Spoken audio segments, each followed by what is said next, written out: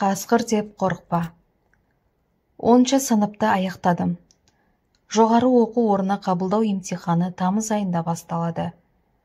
Әкеме емтихан басталғанша қой бағып ақша табайын деп едім. Ол кісі Кеңшардың кадрлар бөлімін басқаратын. Сынаққа дайын болсаң, жолыңа ақша тап деп рұқсатын бергенде қуанып кеттім. Сонымен жолдасым Айдарбек екеуміз Кеңшардың қойын бағуға кірістік. Мініске берген атқа көңілім толды. Бұл кезде аттың күні өтіп, машиналардың бәсі жүрген кез.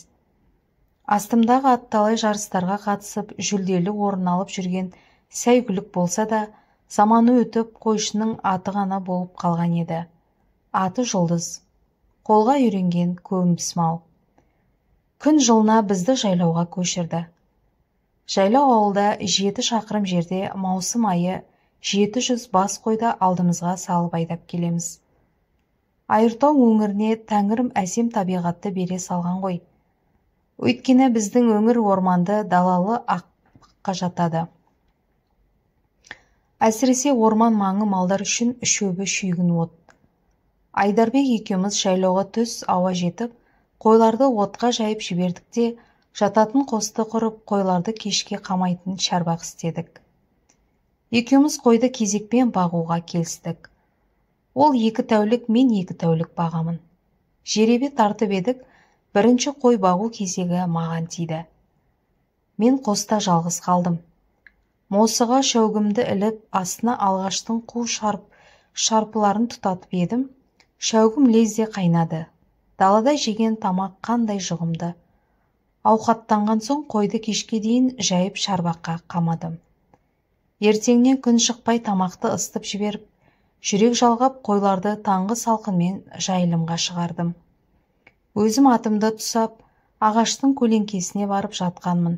Көзім ілігіп кетіпті. Шырт ұйқыда жатқан менің күшіктің қыңсылаған даусы оятып жіберді. Қарасам, күн тас төбеде жайлаған қойлар да тұсаған атымды көрінбейді. Жүрегім сырқ ете түсті. Қыңсылаған дыбыс шыққан жаққа қарасам, тайыншадай арлан ит жатыр.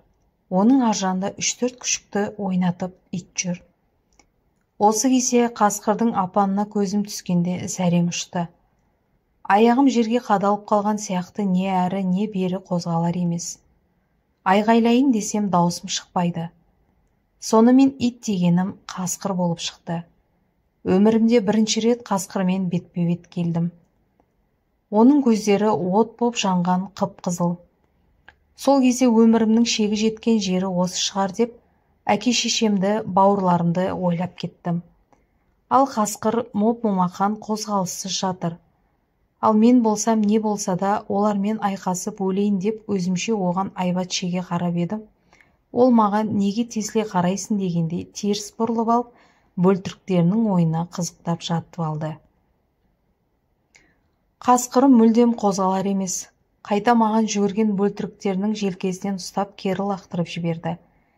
Сөйтсем ол бөлтіріктерді маған жолатпай жанымда күзетші болып жатыр екен.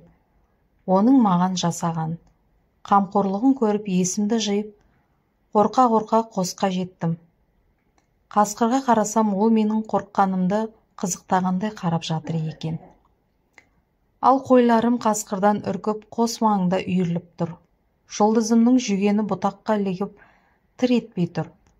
Қостың ішіне кіріп, енді не істейін деп ойландым. Досымның келуіне әлі бір күн бар. Бірақ қасқырдан өшпенділік көрмеген соң сабырға келдім. Қасқырлар күшіктеген кезде жанындағыларға тиіспейді дегенді естуім бар еді. Кешке дейін қойларды қасқырдың апанына аулақ бағайын десем, қасқырдың апанын қоңсы қонтпыз. Дегенмен нәр тәуекел деп қойды өргізіп алып кеттім. Қасқырлар көзге көрінбеді. Тегі күн ыстық болған соң апандарда жатқан шығар деп шүкіршілік еттім. Күн еңкейген кезде қойды шарбаққа қамап, ас су қамына кірістім. Көзімен анда-санда қасқырлардың апанını бақылап қоямын. Бөлтіріктер ойнап жүр. Сол түні елегізіп ұйықтай алмадым. Таң ата қойларды жайылымға алып шықтым. Қасқырлар көрінбейді.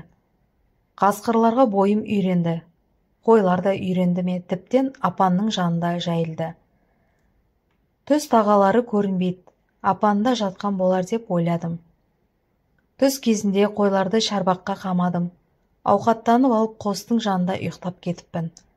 Бір кезде қойдың маңыраған дауысынан оянып кетсем, қойлар шарбақтан шығып кетіпті. Жан жағымда шолсам, малдарды апанның жанында еріп ұстап қасқырлар тұр. Жалма-жан қойларға жүгіріп келдім. Қойларым түгел сияқты, ал қасқырлар менің келгенімді көріп, апанына қайта кіріп кетті. Осылай тағы аңдармен татулығым басталды.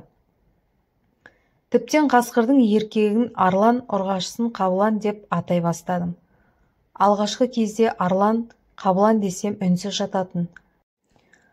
Бара-бара аттарына үйренді ме, құлақтарын қайшылап, құйрығын бұлғаңдатып қоятын болды. Мен күндіз қой бағамын, олар кешке апанына шығып тірліктерін бастайды. Досымның әкесі Мазғұм әтай келгенде мен оларға қасқыр туралы баяндап едім. Ол кісі: жылда ауылдан 7 шақырым жерде жайлауға шығып, қос тігіп қой бағамын. Қоймен жарысқандай жылда бір қасқыр нақ сол апанға келіп күшіктейді.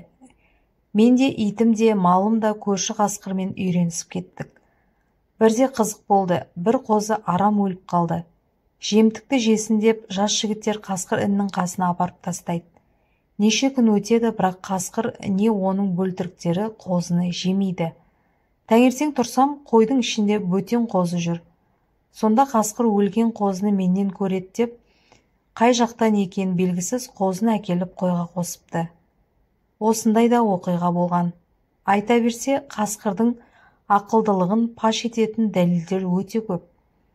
Мен сендерді қасқырдың апанына әдейі әкелттім, өйткені мен осы жерде бәлен жыл қой бағамын, тіптен қасқырлармен татуласып кеткенбіз. Қасқыр маңдағыларға тиіспейді, сондықтан күзетшің мықты. Қасқыр еркіндікті жақсы көретін аң. Оны қолға үйрету қиынның қиыны. Қасқыр қақтығыстан қайтпайды.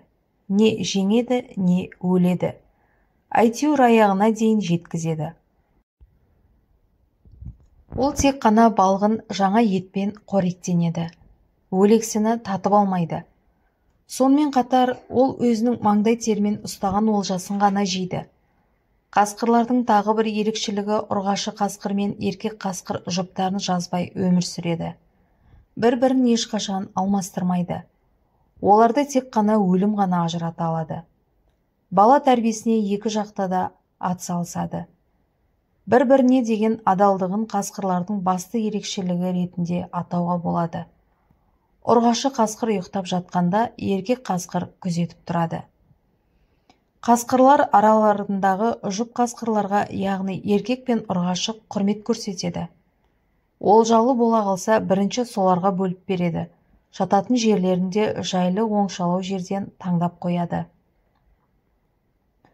Күшті қасқырлар әлсіздерге қамқор болады. Ал егерде өзара заңдылықты бұзатын болса, онда олармен басқаша сөйлесу мүмкін.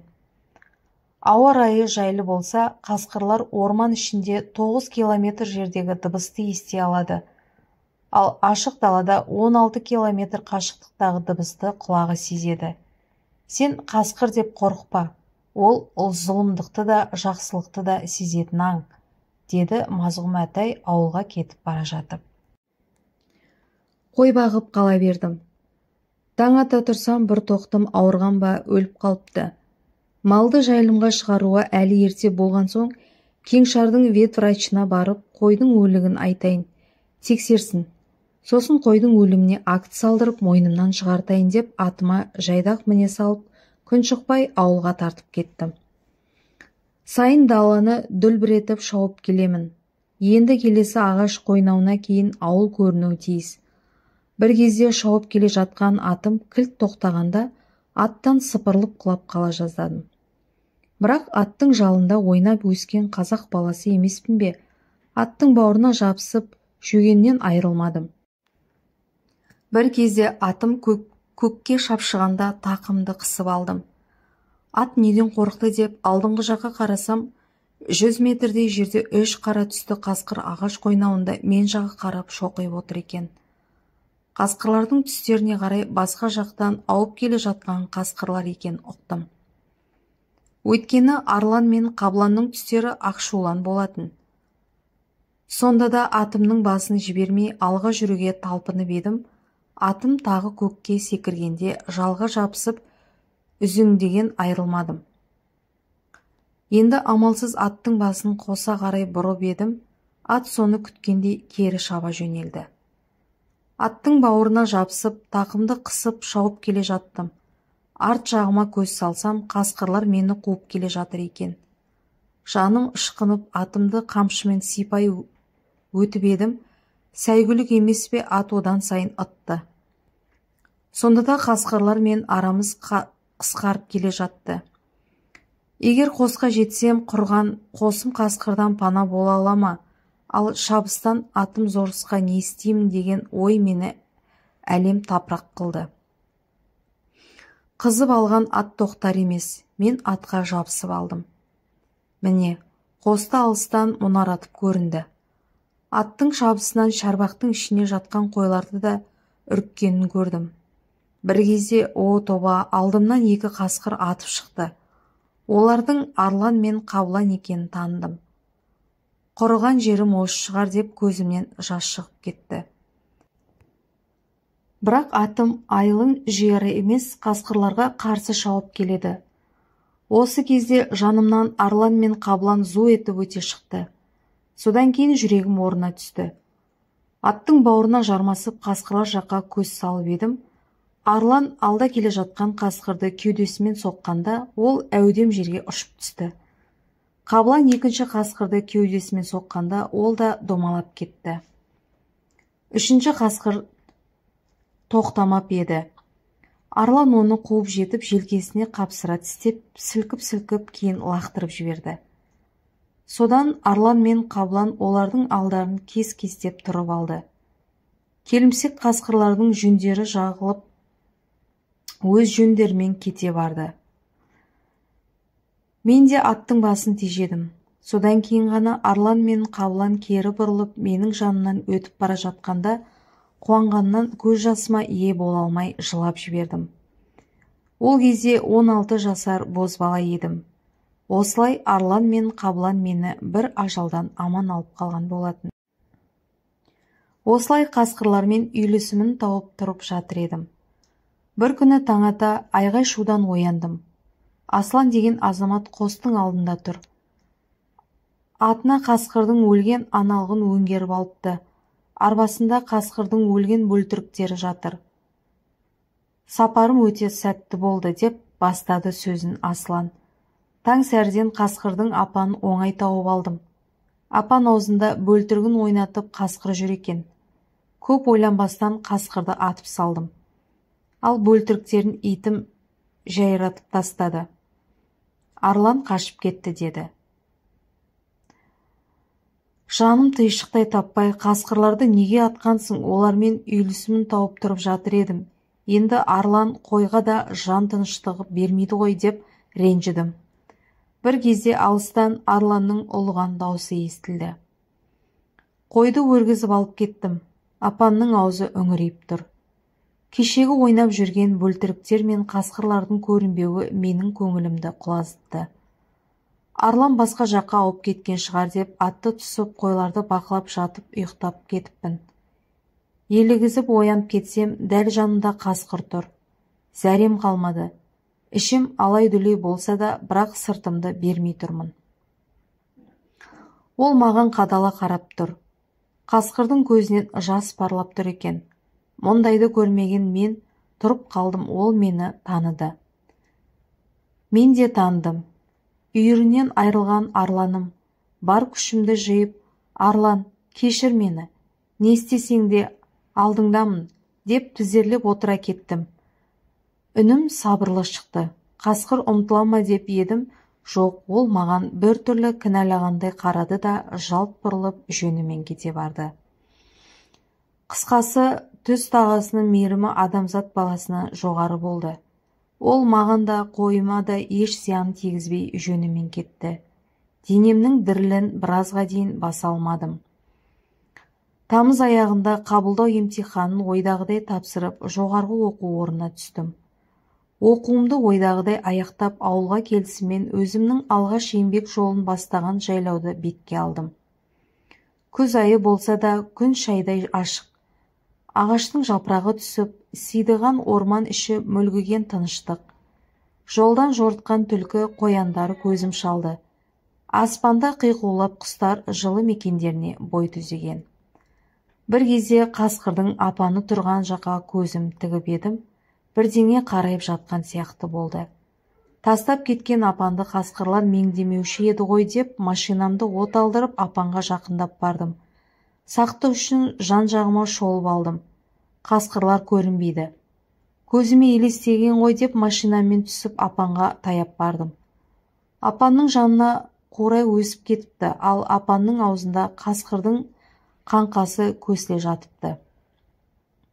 Сүйегі ірі көрінді. Оның арлан екен жидегін терісінің түсінен таныдым. Бөрінің жансыз денесінің өз қандай түсісті. Неге ол бұл жерге келіп жан тапсырды екен? Әлде аңшылардың оғынан жараланып немесе өзінің сыңарын аңсап келді ма екен? Енді ол жағы белгісіз. Өйткені қасқырлар сыңарынан айрылса ешқашан ұшып құрмайды дегенді естуім бар еді. Күздің сарғайған жапырақтарын қолымен көсіп-көсіп алып, арланның сүйегін жауып құрмет көрсеттім. Қанша дегенмен бөріні бір тұтқан